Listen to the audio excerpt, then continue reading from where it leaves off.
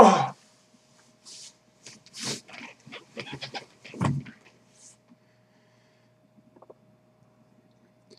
Well, I'm back to work.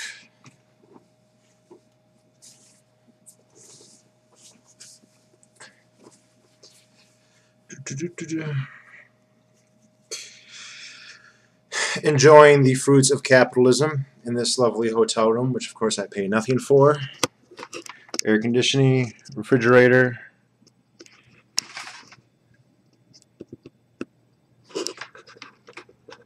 Pool.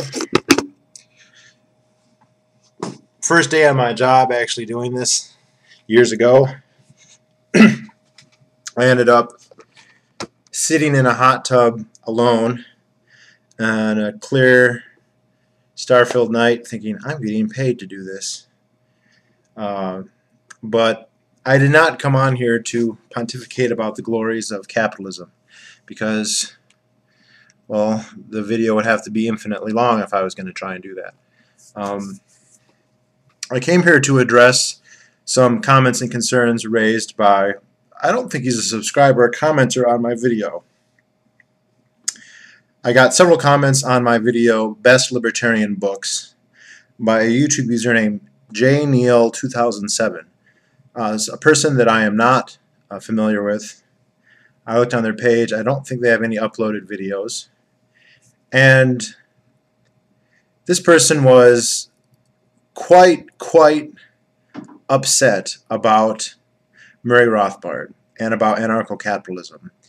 He posted something to the effect of, I can't take Rothbard seriously because he's an anarcho-capitalist. And if you actually clicked on his profile, this probably isn't true anymore because I'm sure he's moved on. He was making almost identical comments on any number of other YouTube users. David Kreutzmann, even Mr. 1001 Nights, just basically, I thought Rothbard was a smart guy, but he's a crazy anarcho-capitalist, and anyone who says anything that's anarcho-capitalist is just deranged and foolish and wrong-headed, and it's so much so that he will just ignore and not even look at any other writings that Rothbard has because of that, or anyone else who's an anarcho-capitalist. Now, I started a kind of text dialogue with this. No, this guy's a Ron Paul supporter. He is a supporter of the Constitution. To his credit, he says it's not perfect, but we need to, quote, get back to the Constitution. And if we were living by the Constitution, then everything would be fine, or at least much better. And the fact that I don't advocate getting back to the Constitution, at least as an end goal, I might pragmatically do so in a kind of Fabian libertarianism, is a shortcoming of mine. And he basically had two broad objections. One, that we should get back to the Constitution, and that if I am against the Constitution, then there's something wrong with me, and or anyone else for that matter. And then the other is he doesn't believe that defense is something that can be provided on a free market, that defense is a good that requires government, a state, to provide. Now, those are two separate questions, and I am not going to address them both in depth here. I'm only going to address the question of the Constitution. I am going to make another video about defense. I have already made probably at least half a dozen videos explicitly about how anarcho-capitalism would provide defense and how it would be superior to, though not utopian and perfect, to state defense. And I have probably had half a dozen other videos that basically look at actual examples of our government not defending us, especially World War II revisionism. I have probably, 4 or 5 videos just about World War II revisionism. Because I think that's the hardest case. If I can prove that the government was not necessary for our involvement in World War II, then I feel like I can pretty much prove it for anything. And basically said, I've made videos about this, other people have made videos about this, people have written books about this, people have written articles about this, there have been interviews about this, not just by random YouTubers, but by actual academics. Rothbard wrote about it, Hans Hermann Hoppe wrote about it, Robert Murphy. Basically every single anarcho-capitalist economist and thinker has written about it, even going all the way back to Gustave de Molinari. And I said, if you want, I can refer you to this, but he was not interested in that. He just was, no, it's automatically so stupid that I don't even need to look at it. I don't even need to hear the arguments. And he, of course, brought up he doesn't even, I don't think he's even aware of the terms. Basically, the idea of market failure, or the free rider problem, that no one will pay for defense because why should they give a, I mean, well, anyway, I don't want to talk about defense in this video. I want to talk about the Constitution and how not great it is, both theoretically and in particular it's how it's specifically written, and not exhaustively. And I don't want to take the Lysander Spooner, it's not a contract, I never signed it, because that's true, and I think that's a perfectly valid argument, but that's just a whole other area, and I don't want to go into it. I think it's interesting because this guy, J. Neal 2007, was you know, saying we need to get back, but then he starts talking about how we need government to have police protect the roads from people drag racing. How is that getting back to the Constitution? There were practically no police in the United States, or anywhere for that matter, until the late 19th century, the 1870s, 1880s. They were very, very rare before. I mean, they practically didn't exist. In fact, usually you can find, like, the London Police Department was established, I forget, New York, probably not that long after that. Most places didn't get them until much, much later, into the 20th century even. And most law enforcement was done by the sheriff, which is, of course, something that's at the county level and which is not in the Constitution at all. The other thing is that there's nothing in the Constitution about roads. Roads is especially in the federal prerogative, a post-New Deal, Dwight Eisenhower nationalist Keynesian scheme. That is, it's interesting to say get back to the Constitution, when pretty implicitly this user is envisioning a federal government that it's at 1950 levels or bigger. That is not getting back to the Constitution. The government that existed in 1950 was several orders of magnitude more intrusive and terrible than that existed in the 19th century, and certainly in the 18th century. So I think it's a little alarming that this person would, oh, I want to get back, but what they really want is a conservative bias, where what they grew up with, that's the limit. And so when new things like Obamacare come up, well, I don't like that because that's new. But I grew up with public schools, and I grew up with roads, and I grew up with Medicare and Medicaid. He didn't explicitly say that, so maybe he is actually against them. But in general, most conservatives, you can judge what they're going to view as constitutional and what they're not going to view as constitutional based on what existed when they were basically a child, or when they reached the age of conscious volition. You know, sometime between the tweens and the teens, or maybe the early 20s, depending on the person. This whole get back to the Constitution thing, what time period are we talking about? Are we talking about the Constitution circa 1795 or 1800 or 1830 or 1860? Because in all of them we can find problems, aberrations to what at least some people consider to be constitutional. I do agree that there was a marked change in the level of or the velocity or the acceleration of government power extension in the so-called progressive era. Sometime around 1900, there was a very, very sharp philosophical divide of what the role of the government should do. In fact, there was almost a complete inversion where before things like private property were basically considered inviolate.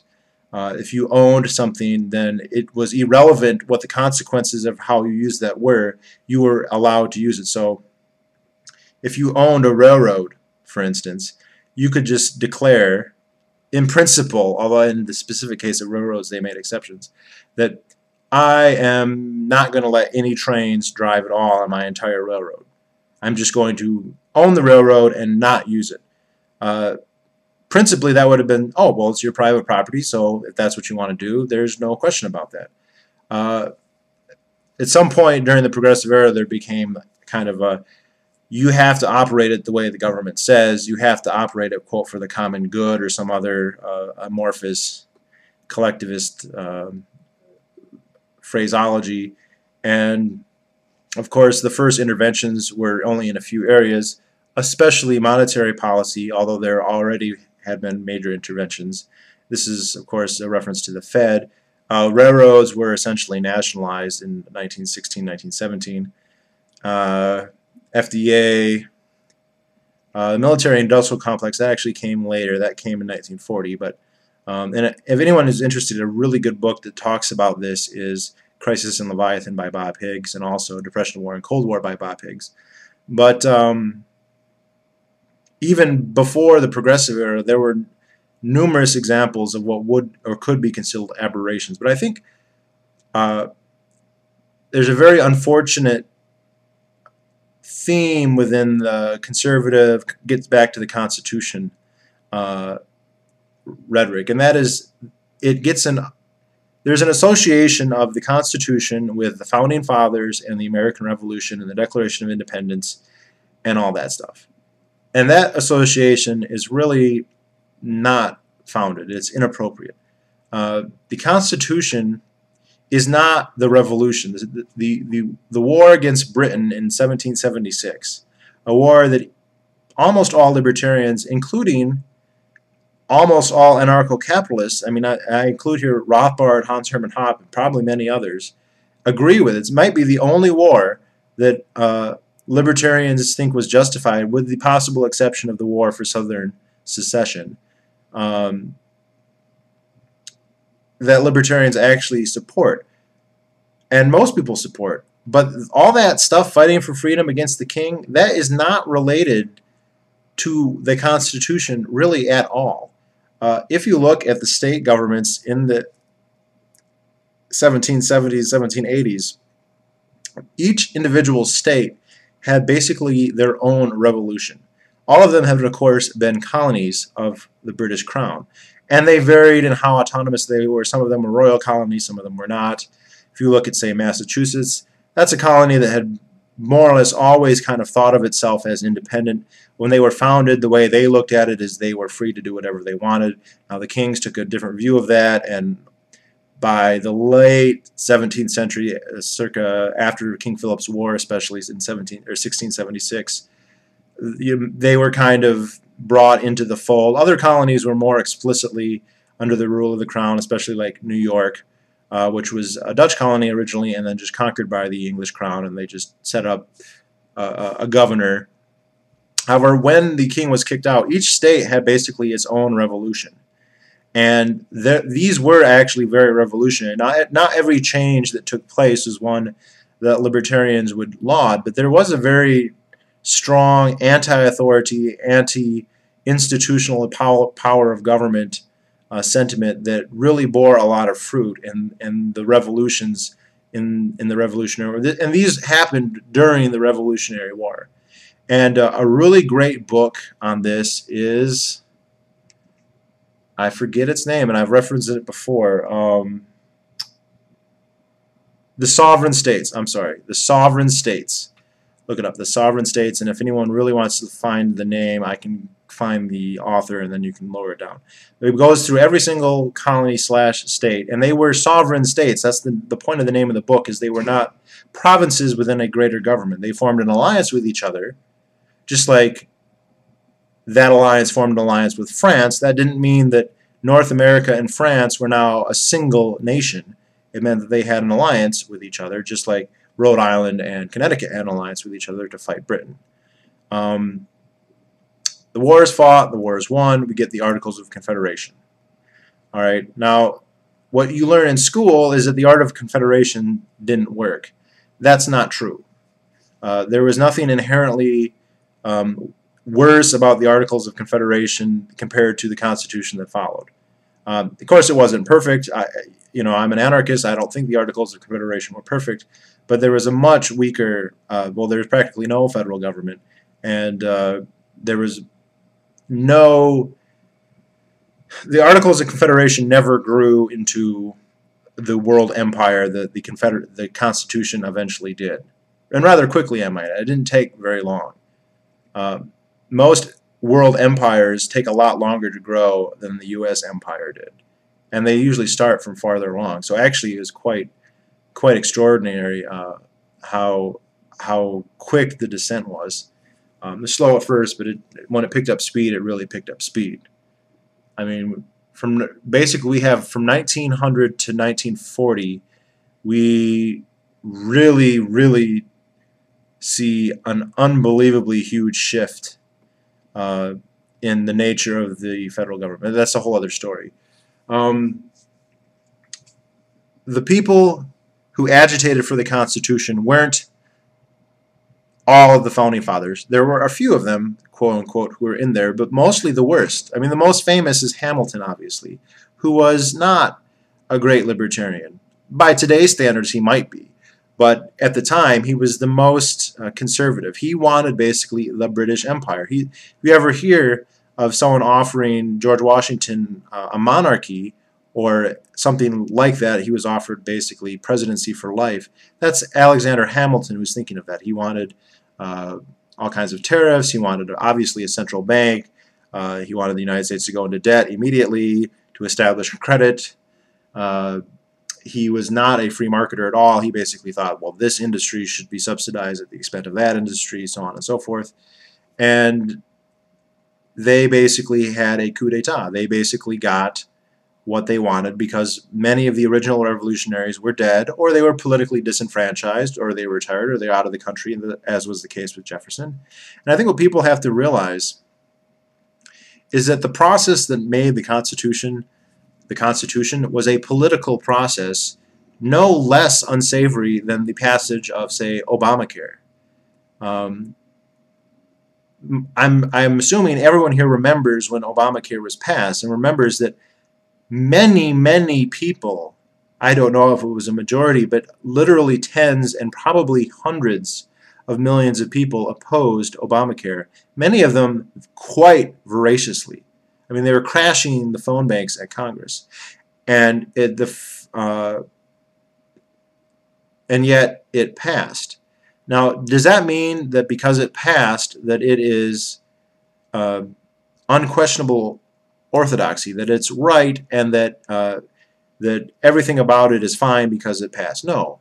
But what tends to happen is that over time, instead of people who are conservatives opposing a new legislation, since it's become established, conservatives begin to support it because it is part of their history, and it becomes radical to oppose it. So, and this has happened many times. When Social Security was passed, there was one Republican congressman who called it, quote, the lash of a dictator. The lash of a dictator. Now, if you said that in Congress today, that would be considered just totally out of line. Even if you were in the same party as the guy who said it in 1934. And it would not have been radical when Social Security was passed to oppose it. But it's radical now. Is the program any different? Well, if anything, it's worse because it's more bankrupt, that it's in much worse shape. But it's conservative. Well, the Constitution is the same thing. The Constitution was a political process. It was not Moses at Mount Sinai. It was not a very intellectual debate. Now, people say, well, look at the Federalist Papers. Yeah, they published propaganda about what they wanted. And I say propaganda, it's loads better than the propaganda we get today. The populace, because we didn't have public schools back then, was considerably more educated. And anyone who reads like political debates in the 18th century or the 19th century is immediately struck that this stuff is so over the heads of people today, it's not even funny. And so there has clearly been a dumbing down of America. I mean, absolutely. Because even really smart people in America would have trouble keeping up with a lot of the stuff that's being talked about. And it's not just the language barrier of them speaking archaic, or not archaic, but older versions of English. But the best estimates I've seen is that most of the people in the United States would basically politically have been more akin to the anti-federalists, who in reality were the actual federalists. An actual federalist means you have federated powers. We don't have federated powers. We have a central federal government. It's called the federal government, and the states are called states, and technically they are sovereign, but there's a national government. It's actually a very, very interesting kind of mix, but it was pure politics. And of course, anyone isn't aware, they coerced at least one state, but I think most of them. Rhode Island didn't want to ratify, and they said, okay, well, we declare tariff war on you. And little old Rhode Island succumbed. And this is like Obama twisting people like Kucinich's arm. Oh, maybe his arm didn't need to be twisted so bad. Or when TARP passed. One of probably the best news I ever heard in politics was that when they first voted for TARP, it failed. I think the Dow crashed like 1,000 points too. It was awesome. This was when I was just starting first working. I was at an oil rig in East Texas. And I just remember reading that and being thrilled. And then they put the screws, and I've heard testimony of some of the Republicans who voted no. George Bush calls them on the phone. You have to do this. And they were having the Treasury Secretary coming saying, if you don't do this, the economy will completely collapse and there'll be the Stone Age, basically. And plus, if we do it, we'll give out bailouts, we'll give out pork to your district or whatever. That's how it got passed. It wasn't Plato and Aristotle having a debate and logically deducing reality and then accepting that as how they're going to do things. Not at all. That's not what happened when the Constitution was passed. So the Constitution passed. Now, if you read it, it's got some good things in there, but ultimately there's no way the Constitution is going to restrain the government. Basically, if you take the view that the Constitution is a contract that the government has, and this is again ignoring how absurd that is, because you can't have contracts binding on third parties that didn't even exist when the contract was, but just ignoring that, the idea that the government says, okay, we will govern, and because there are certain things that only government can do, which of course is not true, but just accept the logic for now. And but obviously there's the potential for abuse, which at the very least I like minarchists because they at least take seriously the threat of abuse, which is not something liberals seem capable of. Liberals seem to think, well, we can just give the government as much power as possible, and what could go wrong? So I still think liberals are a lot worse than minarchists. I won't say conservatives, but I will say minarchists. The problem with the contractual government is that it's the arbiter of its own disputes. So you and I can form a business contract, and we can have very, very detailed, this is how we share our revenue, this is how we handle dispute. But then if we say, whenever we have a disagreement, I get to decide, I get to arbitrate the dispute, well then it really doesn't matter what the rest of the contract says. I mean, it could say that we share profits 50-50, and then the very first paycheck I could take 75%. And you could say, no, we're supposed to do 50-50. I'm like, oh, we have a disagreement? Well, let's talk about it. And then I don't even need to come up with a rationalization. I probably would to save face, but I could. And if you say, no, that's not fair, well, I'm the one who decides, right? I'm the arbiter. Well, that's what the Supreme Court is. And I know there's this argument that, well, the Constitution doesn't say that the Supreme Court decides what the Constitution means. Marshall said that in Marbury versus Madison, and that's not actually in the Constitution. Well, but it says there's a Supreme Court, and the Supreme Court settles disputes between the federal government and the state governments. So it's going to come. That's what's going to happen. And now the only agreement that would work would be one where the government basically loses the power to govern. If, for instance, the Constitution said, well, if a state doesn't like what the government's doing, the federal government's doing, they can just completely ignore it without any consequences at all. All they have to do is say, we're ignoring this law, or we're ignoring all the laws. Basically, an ultimate right of secession, an explicit one. Well, then it's not really a government anymore. Then it's a voluntary organization among states. And then logically, those states would be subject to the same kind of constitution. So if you have any kind of, it's binding, if you can't unilaterally withdraw, then there is the potential for and the likelihood and the incentive for abuse. It's going to be there. And it's with the federal government, it's going to set its own rules. It's going to decide its own. It's going to define its own powers. There are other problems with the Constitution beyond that. Some of the wording is actually vague. Necessary and proper and general welfare. I know a lot of libertarians like it doesn't mean that. It means that you can only do the specific things. But they have those two loopholes. You can drive pretty much anything through them. The regulate commerce. That's been interpreted to mean anything. I was just listening on the way when I was at PorcFest. I got to talk to a user named Bad Quaker, a guy named Ben Stone, and on the good conversations with him at PorcFest. Anyway, on the way home, I was listening to him. He interviewed Boston Tea Party, who has a great critique of the Constitution in a book called Hologram of Liberty, which I recommended in that book. And so, J. Neal 2007, I would highly recommend Hologram of Liberty. It's not written from an anarchist perspective. It's written from a minarchist perspective. It's actually, the point of view it's coming from is very similar to, say, that of Judge Napolitano's, although I think now Boston Tea Party is actually an anarcho-capitalist. He said one or two things at PorcFest that really sounded that way to me. But anyway, he and Ben Stone did a talk and a podcast, and I listened to it as I was driving across Ohio. And Stone said there's even things about, say, in the Bill of Rights, in the Second Amendment, the right to bear arms. According to him, and I'm like to trust him, but if anyone thinks I'm wrong, this is incorrect, let me know.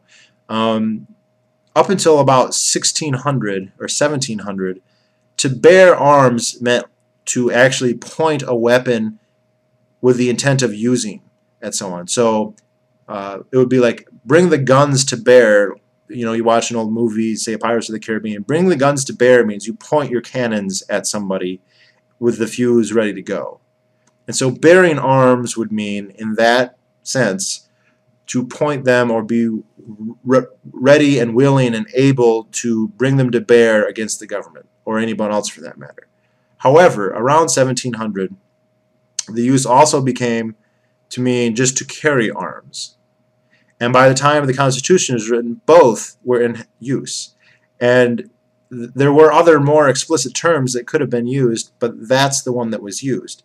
And so that's a big difference, because to bear in the former sense would, you know, be what most libertarians think. But it could also mean, in the latter sense, well, you can carry a gun, but it has to be disassembled in a locked case. And that's all you can do. You can't point it at anybody. You can't have it be loaded, and you certainly can't use it. You can just carry it around locked up. Both of those could be considered bearing. And the fact that they used those words, that those are the words that were deliberately chosen, because every word was deliberately chosen, is an indication that they wanted some wiggle room. And there's lots and lots and lots of examples to this effect. And again, Boston Tea Party has really done, his book on this is just amazing. I have never read a more thorough critique of the Constitution. Now, he lists things that he think would make it better, and it's true, it could be made better, but as long as it's a state, as long as it has the monopoly on law or final arbitration, then abuse is going to crop up. Now, the other thing, J. Neal 2007 said is, there's kind of this idea that you have to have a singular monopoly law, a single law code. And I can see the merit to that idea, but when you have a state, then you do not have that, because when you have a monopoly on the provision of law or arbitration, which is what the state wants and what the state has, then the law isn't this immutable thing. It's whatever is in the interest of the government. They use law to their own advantage. It becomes a tool of governance, not some immutable thing. And also, they always rule in their favor, almost systemically. I mean, you know that if you shoot a cop, you're not going to get the same treatment as if you shoot a regular citizen. And you know if a cop shoots you, that he's not going to have the same criticism that if you had shot somebody else. I mean, and that's just one tiny, tiny little example. But taxation, that would be considered robbery or theft. Conscription would be considered kidnapping, although we didn't have conscription until really World War I. I mean, it happened in the Civil War, but on a very limited scale. And it was, you know, oh, this is an emergency, and got rid of it. Again in World War I, and then big time in 1940, which is before World War II. That was what was so extraordinary about the institution of the draft in 1940. That's kidnapping, but the government rules, no, it's not kidnapping, it's just the government. So it's just conscription, and it's actually not only is it not a crime, it's laudable. Not only are its crimes not crimes, they're good. And anybody who thinks otherwise is aberrant. So the law is not, with a government, going to be immutable. It's going to be absolutely corrupted to the whim of government. That's what it means. Now, if we have a common law or a polycentric legal order, then it is more likely to take on similar characteristics and be practiced in a more egalitarian manner, because there isn't going to be some institution that has a monopoly and therefore can manipulate it any way they see fit. And that sounds very weird to a lot of people, and people think that's totally wacky, but really, pretty much every law code in the world starts that way. No body of law in the entire world begins because there was nothing, there was anarchy, and some government, and if we go back in time, a monarch of some type, created law. That never has happened. Never. What the kings have always done is codified something that already existed. And they get a lot of credit for codifying, except I don't think that's really deserved, because they immediately violate that. So Hammurabi did not invent law in 1750 BC. It wasn't like in Babylonia, there was no law, and people just kill each other, run around stealing, and there was Mad Max only in second millennium Mesopotamia. No, there was legal order. And of course, in the case of Hammurabi, there were states before that. But and Hammurabi came and he said, okay, these are the customs. You know, we have punishments for this crime and fines for that crime, and I'm just going to write it all down and, you know, codify it, and then not prosecute myself when I do it, basically. And that's what happens. If you look at our legal it's based on English common law, which is based on Anglo-Saxon law. Anglo-Saxons were essentially a stateless society. It's also heavily, heavily influenced by Nordic society, which was also stateless until much later, after the law had already been around. And even within England, even when they had a king, the king did not run law. There weren't judges appointed by the government. There was no central authority when it came to law, only to the extent that the great lords, when they had a dispute, would go to the king. But if the common folk had disputes, it had nothing to do with the king whatsoever. They had juries. They had their own ways of finding out who was guilty or who was not guilty. It wasn't until the Norman conquest the Normans said, well, we don't like this, And actually, the number one thing that they wanted wasn't to have some great uniform law and have everyone treated the same. No, they wanted money. They wanted money, and instead of there being restitution for crime, so if, say, I steal your chicken in the common English common law, then I would have to make you whole again, probably give you another chicken, maybe plus damages, and maybe even get punished. Now, that all went away with the Normans, with the conquest, with the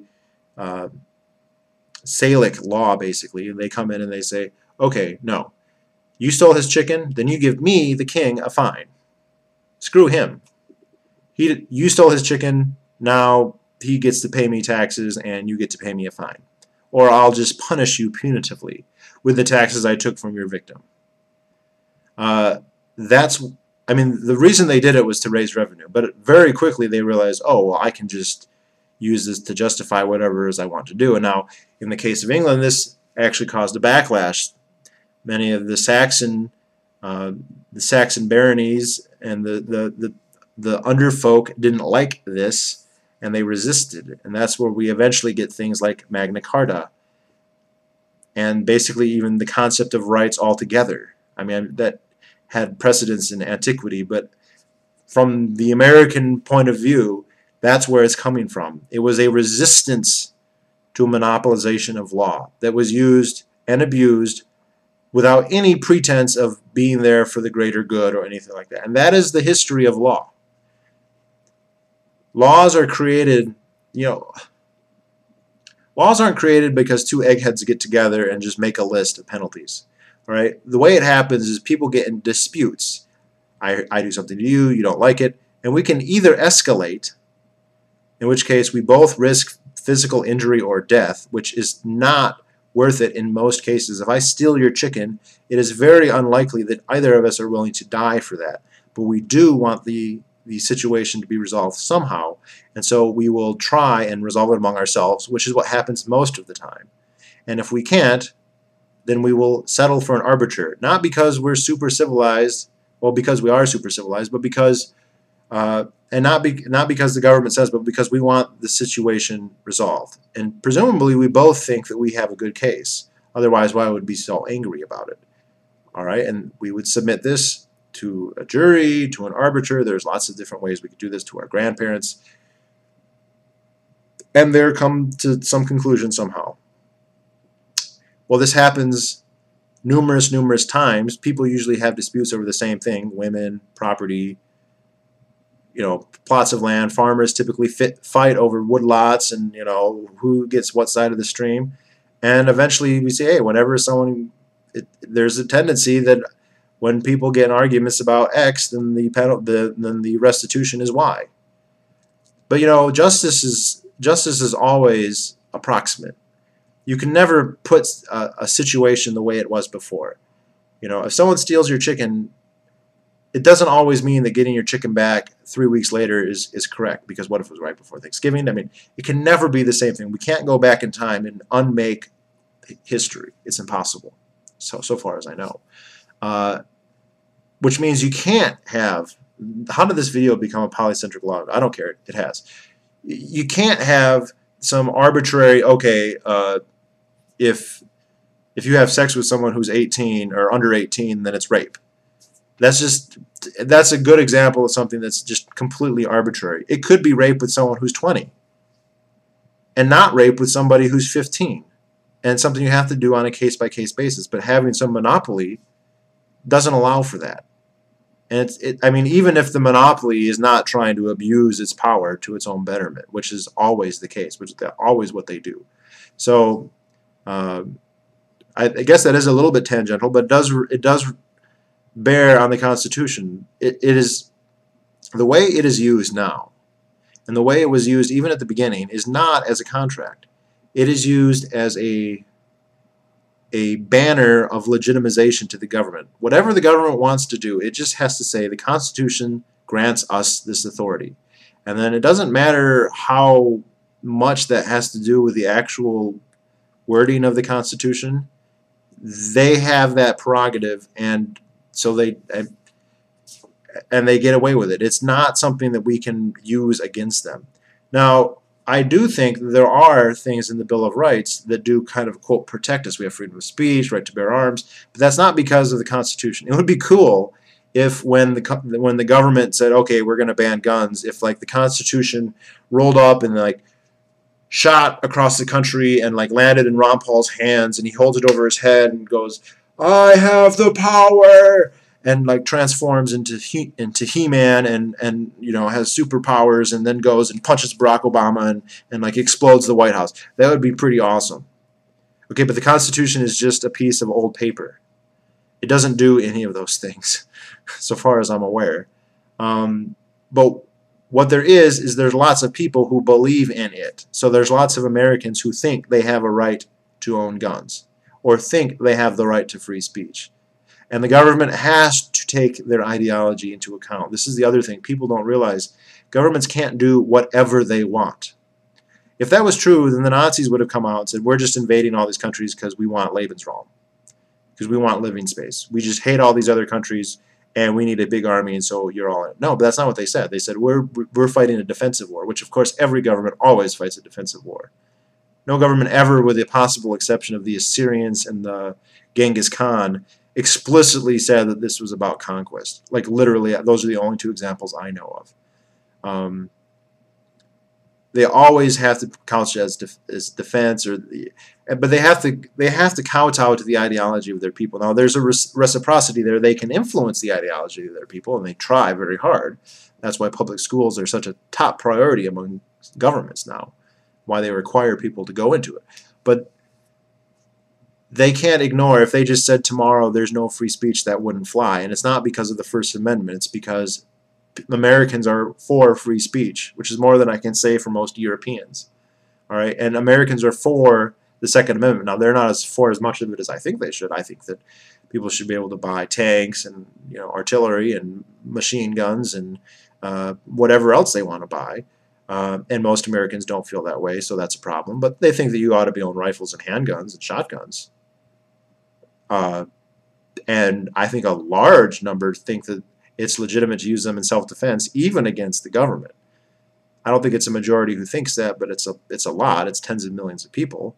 That's a problem for the government. It doesn't like that, and it can't write that away with a piece of legislation.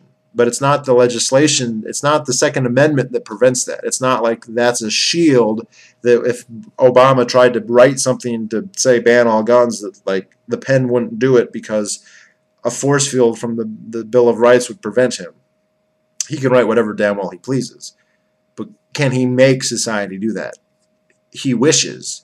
I think that there are people in the government who want that. I know there are people in the government who want that. And I think there's a clique of them who think that with the right amount of technology, that they'll be able to get that. I think that they're wrong, because technology is ever and always a two-edged sword. I mean, I get pretty depressed thinking about it sometimes, but that's just the fact. It is a two-edged sword. So, anyway, wow, this ramble, I apologize. But JNeil 2007, I am going to send this video to you. You're not a subscriber of mine, so you probably won't see it otherwise. First off, I will say, first off, this is at the end of the video, even if you're not an anarcho-capitalist, it's not a good reason not to read somebody. I will read Noam Chomsky or Howard Zinn, even though they're batshit crazy on a number of issues. That doesn't mean they're wrong about everything. All right, Rothbard is right on a heck of a lot. All right, and Mises was not an anarchist, but he goes a lot farther than you do in most things. His minarchism is very radical compared to yours. So maybe consider reading Mises, but still read Rothbard, and consider that the Constitution is not this. And to your credit, JNeil, he said it's not perfect, which is great. You know, I hate the kind of the Moses on high, Ten Commandments kind of deification of the Founding Fathers and the Constitution. But I don't think that's valid, because the Constitution is written by a different crop of people, different generation, different politics, different motivation, and a vastly different result, a disastrous result. As we can see, and I'll finish with, I mean, I do a 44-minute video. Lysander Spooner said it in a sentence. The Constitution has either authorized the government we have or failed to prevent it. and nothing you can say can change that.